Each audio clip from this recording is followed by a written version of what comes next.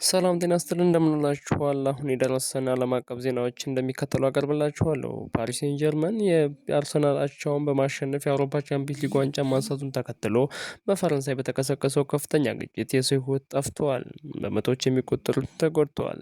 የፈረንሳይ ሀገር ውስጥ ጉዳይ ሚኒስቴር ሎረን ኑኔዝ እንዳስታወቁት በክለቡ ደጋፊዎች እና በፖሊስ መካከል በተፈጠረው በዚህ ግጭት በአጠቃላይ 219 ሰዎች የአካል ጉዳት ደርሶባቸዋል። ከእነዚህም መካከል 8ቱ አስጊ ሁኔታ ላይ ይገኛሉ።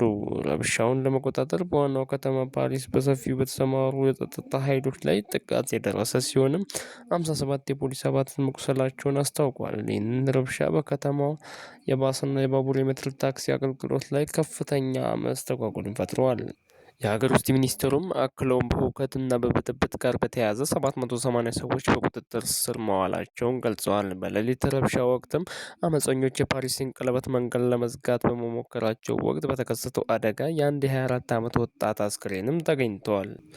በሌላ በኩል ዛሬ እሁድ እየተካሄደ ለሚገኙ የድል አከባበር ሰልፍ 6000 ፖሊስ የተሰማሩ ሲሆን በአሁኑ ሰዓት በኤፌሰስ ታወር ዙሪያ ያለው አካባቢ ሰላማዊ ደስ የሚል መልክ ይዟል። ተጫዋቾችና የክለቡ አመራሮች ዋንጫን ይዘው በጎዳናዎች ላይ በሚዘዋወሩበት ወቅት በሺዎች የሚቆጠሩ ደጋፊዎች አቀባበል እያደረጉላቸው ይገኛሉ።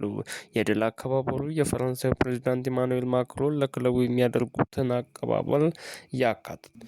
ባለፈው ዓመትም ፒኤስጂ ዋንጫ ባሸነፈበት ወቅት የነበረው አከባበር ወደ ገዳይ ግጭት ተቀይሮ የነበረ ሲሆን የዘንድሮውን ረብሻ የፈጠሩት እውነተኛ የክለቡ ደጋፊዎች ሳይሆኑ ሁከት ለመፍጠር ብቻ የመጡ አካላት መሆናቸውን ሚኒስትሩ ገልጿል። የፈረንሳይ ቀኝ ዘመም የፖለቲካ መሪ ማሪን ለፔን በበኩላቸው በትዊተር ገጻቸው ላይ ባሰፈሩት መልእክት የእግር ኳስ ክለብ ድል ሁከት የሚቀሰቅስ የፈረንሳይ ብቻ ነው በማለታቸው መንግስትን ተችተዋል።